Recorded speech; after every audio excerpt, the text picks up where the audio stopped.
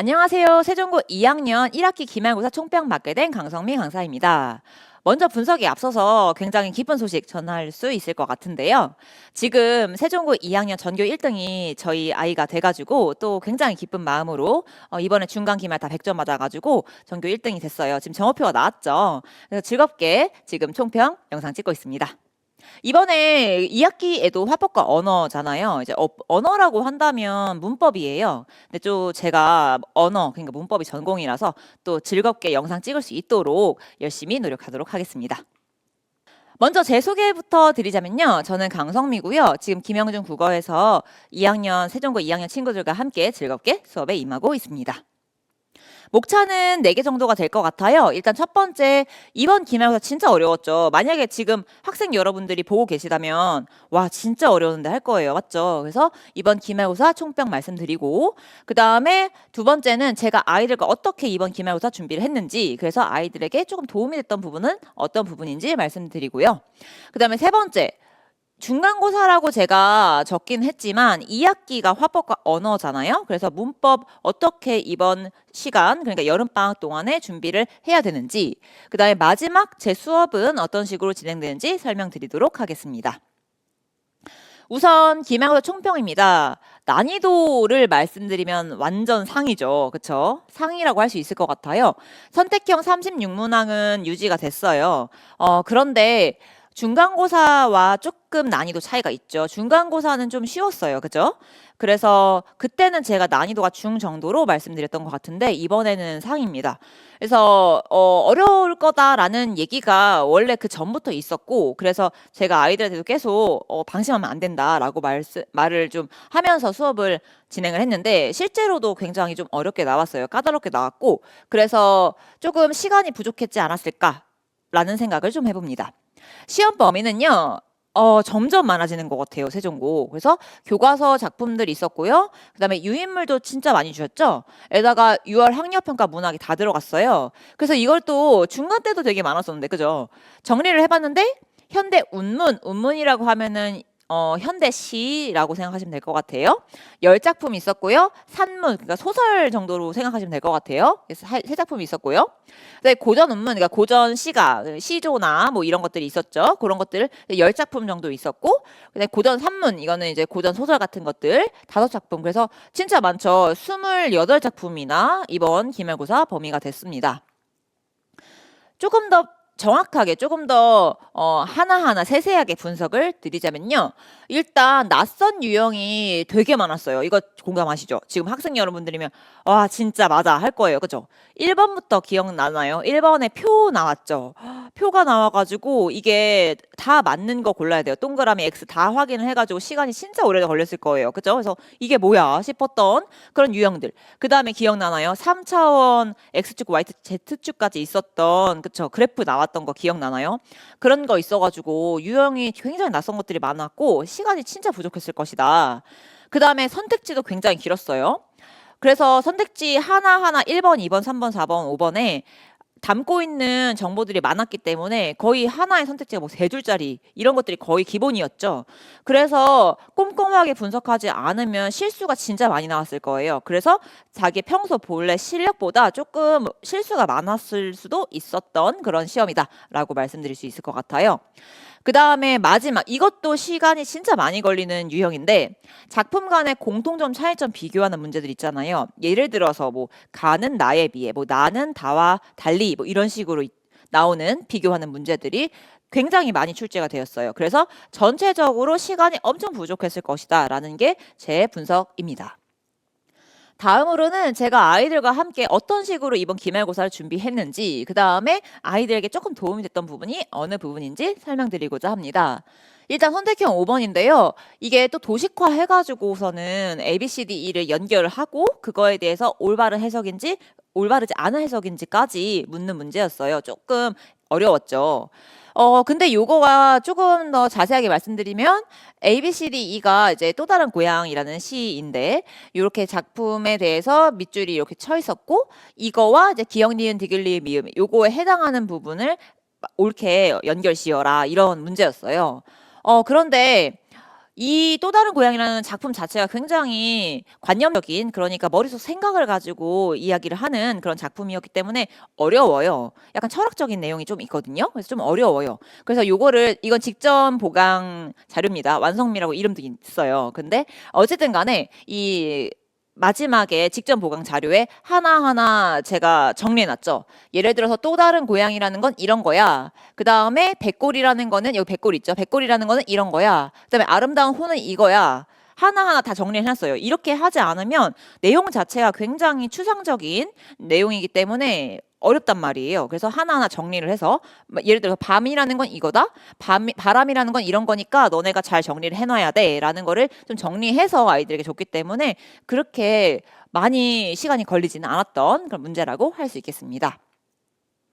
다음으로는 선택형 15번인데요. 15번 같은 경우에는 사실 예측이 좀 됐었죠. 그래서 아이들이랑 같이 했을 때도 야 이거 같이 나오겠는데, 그래서 멸치랑 북어랑 자정의 픽션이랑 같이 나오겠는데 라는 얘기를 많이 했어요. 다 비슷한 소재를 다루고 있기 때문에 그렇죠. 그래서 정답이 2번이었는데요. 이렇게 비교하는 문제들 같은 경우에는 뭐 이거는 이거에 비해, 나는 다에 비해, 혹은 나는 다와 같이 이런 식으로 많이 나오기 때문에 강사가 같이 비교를 많이 해줘야 돼요. 그래야지 아이들이 안 보이는 부분도 아 이렇게도 이해할 수 있겠구나, 이렇게도 볼 수 있겠구나 라는 걸 좀 알 수 있거든요. 요거는 이제 제 직전 대비 보강 자료인데요. 이런 식으로 이 작품은 멸치랑 비교해야 돼. 이런 식으로 아이들에게 알려줬죠. 그 다음에 하나 더. 마찬가지로 여기에 자정의 픽션이랑 북어랑 같이 연관을 지어야 돼. 그러면서 이렇게 좀 계속 연결 지으려고 많이 노력을 했어요.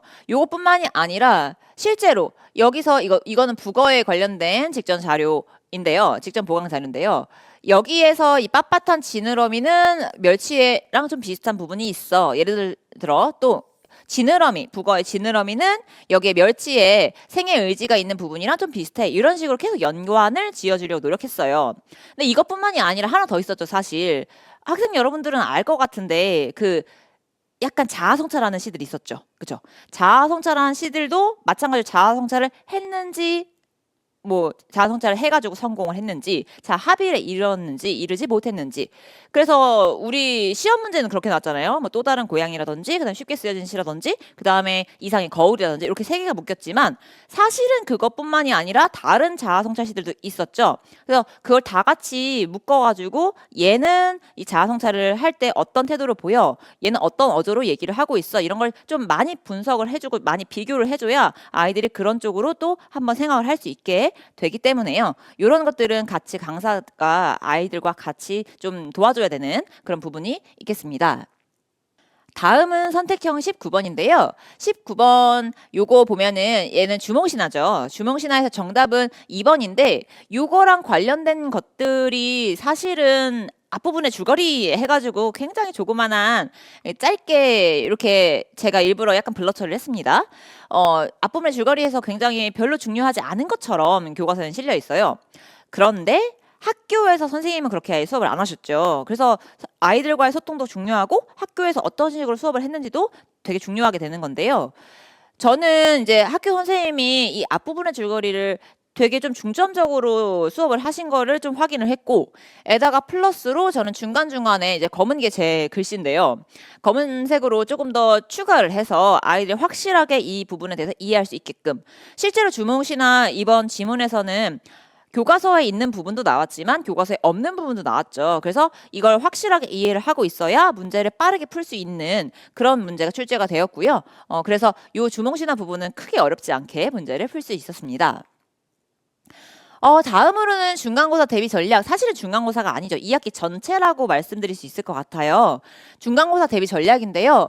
원래는 이거를 제가 한 3개 정도로 나누어서 설명을 드려요. 근데 이번에는 딱 하나밖에 없어요. 2학기가 화법과 언어예요. 화법과 언어라고 하면은 화법이랑, 그러니까 말하기, 뭐 토론이라든지 뭐 발표라든지 이런 부분들이랑 언어는 문법이라고 생각하시면 될 것 같아요. 그래서 문법과 이제 토론 혹은 뭐 발표 이런 것들이 같이 하나의 이제 22개정이니까요. 하나의 교과서로 만들어져서 나오게 됩니다. 이번에 세종고 2학년은 2학기 때 화법과 언어를 하고요. 그래서 지금 세종고 친구들이 뭘 해야 되냐면 문법을 꼭 하셔야 돼요. 그래서 내신 기간은 짧잖아요. 그래서 짧은 내신 기간 동안에 베이스가 없는 상태에서 하면 굉장히 힘들 수가 있어요. 그래서 지금 기간에 반드시 해야 되는 거는 문법을 좀 하셔라 라는 걸 제가 추천드리고 싶고, 또 제가 앞서서 말씀드렸지만 제 전공이 또 문법입니다. 그래서 아이들과 또 재밌게 또 제 전공 분야니까요. 할 수 있을 것 같아요. 그래서 제가 조금 권장드리고 싶은 거는 이번 여름방학 때는 반드시 활용을 해서, 여름방학 활용해서 중점적으로 준비하는 것이 꼭 필요하다고 말씀드릴 수 있을 것 같아요.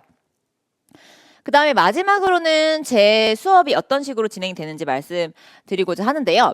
일단은 주중 클리닉, 저는 주중에 한 번 아이들을 불러요. 그래서 세종고 같은 경우에는 토요일 6시에 정규 수업이 치러지고요. 그거랑 다르게 이제 수요일이나 목요일 날에 한 번 더 와서 개별 질문 시간을 갖는데요. 그 이유는 제가 아이들에게 숙제, 그러니까 과제를 좀 많이 주는 편이고요. 그래서 그게 좀 소화를 좀 잘 해야 돼서 개별 질문 시간을 갖고, 에다가 플러스로 암기 테스트, 문법을 접근하는 방법 중에 어떤 친구들은 이해를 하려고 하는 친구들이 있어요. 물론 이해 중요하죠. 그런데 문법은 암기가 되어 있지 않으면 아무리 잘 이해를 하더라도 꼭 반드시 틀립니다. 그래서 이건 제가 전공자이기 때문에 확신을 갖고 말씀드릴 수 있어요. 그래서 암기가 필요한 부분들이 있습니다. 그래서 그 부분들은 반드시 외워야 되거든요. 그거를 이제 주중 클리닉 시간에 수요일이나 목요일 날에 와서 암기를 하는 그런 방향으로 진행을 하고 있고요. 그 다음에 두 번째, 연습 문제. 제가 문제를 좀 많이 준다고 했잖아요. 근데 아무 문제나 막 주진 않죠. 그러면 정말 그냥 시간 낭비하는 꼴밖에 안 돼요. 그래서 강남권 기출, 저희 동네 강남권 기출, 그 다음에 전국 기출, 그 다음에 평가원 기출까지 제가 좀 엄선해서 양질의 문제를, 제가 생각했을 때 좀 양질의 좀 질 좋은 문제다라고 하는 건 역시나 학교 선생님들이 엄선해서 열심히 만드신 문제들이 좀 그래도 질이 괜찮다고 저는 생각을 하거든요. 그래서 그런 문제들을 바탕으로 충분히 연습을 하고 그 다음에 시험장에 갈 수 있게끔 하고 있습니다. 그다음 세 번째는 파이널 테스트인데요. 세종고 스타일 당연히 반영해야겠죠. 그래서 전 범위를 대상으로 실제 시험이랑 똑같이 치러집니다. 그래서 이 파이널 테스트를 보는 이유는, 아, 내가 여기에 구멍이 있구나. 내가 이 부분은 이 유형은 잘 안다고 생각했는데 잘 모르네. 자꾸 실수가 있네. 아, 이런 게 우리 학교 스타일인데 내가 이 스타일은 아직 잘 모르네. 라는 거를 마지막으로 점검한다고 생각하시면 될 것 같고요. 그래서 내신 수업 마지막 주에 치러지게 됩니다. 그래서 파이널 테스트 치르고 마지막 직전 보강 자료, 이름이 완성미예요. 제 강성미라서 완성미라고 제 마지막 직전 보강 자료인데요. 전 범위 대상으로 출제 포인트들만 엄선해서 요약 자료집이라고 생각하면 될 것 같아요. 핵심 요약. 이게 암기하라고 만든 거예요. 그래서 뭐 예를 들어서 문법이니까 문법에서 의문에서는 이게 꼭 나와. 이 부분은 꼭 나오니까 너 빨리 이거 알고 있어야 돼. 혹시 몰라? 그러면 외워야 돼. 이거는 전날에 주는 거니까요. 그래서 이런 식으로 핵심 요약집을 제가 열심히 만들어서 또 아이들에게 제공을 하고 있습니다. 그래서 다음으로는 이제 샘플 자료라고 생각하시면 될 것 같아요. 일단 필기 자료. 사실은 이것도 이름이 있어요. 정성미라고 제가 손으로 정성스럽게 필기를 해가지고 예쁘게 하나의 책으로 만들어서 아이들에게 제공을 하고 있거든요. 그래서 당연히 학교 필기가 반영이 돼야 되고요. 학교의 수업과 학원의 수업이 같이 가야지 전 된다고 생각을 해서 학교에서 선생님이 어떻게 수업을 하시는지, 그다음에 제가 중요하다고 생각하는 부분은 또 어떤 부분인지를 합쳐놓은 필기 자료집이라고 생각하면 될 것 같아요. 그 다음에 복습 테스트 매주 치러지고요. 재시험이 있습니다. 재시험은 주중에 클리닉 때 와서 보고 있고요. 교과서 암기, 그래서 암기가 필요한 부분들은 꼭 암기를 해야 된다라는 게 또 제 수업 방향이 그렇기 때문에 암기는 꼭 진행을 하고 있고요. 그다음에 완성미, 요거 직전 핵심 요약 자료집이라고 생각을 하면 될 것 같아요. 그래서 완성미 직전 전날에 보강해서 주고 있고요. 그 다음에 기본서랑 문제집인데요. 기본서는 딱 한 번 나가요. 그래서 요거를 바탕으로 여기다 필기도 하고 요걸 바탕으로 수업을 한다라고 생각하시면 될 것 같고, 문제집은 매주 새롭게 나갑니다. 1주차 문제집, 2주차 문제집 이런 식으로 계속 나가고 있기 때문에 요거는 밀리지 않도록, 왜냐하면 제가 또 문제를 많이 준다고 말씀드렸잖아요. 그래서 밀리지 않도록 찬찬히 잘 제가 좀 약간 강권하는 그런 부분이 좀 있어요. 그래서 문제집까지 해서 이렇게 제 자료라고 생각하시면 될 것 같아요. 그다음에 마지막 제 모토라고 할까요? 항상 아이들 앞에 설 때 이런 마음으로 아이들 앞에 서는데, 다른 과목이 조금 불안하고 흔들리더라도 국어는 내가 좀 그래도 하지. 그래도 국어는 내가 좀 믿을 구석이지라고 생각을 할 수 있게끔 제가 진짜 많이 노력하고 아이들 앞에 서고 있어요. 그래서 너의 자신감이 되도록, 그래서 국어라는 과목이 그 학생의 혹은 여러분의 자신감이 되도록 끝까지 함께 하도록 하겠습니다. 지금까지 경청해 주셔서 감사합니다.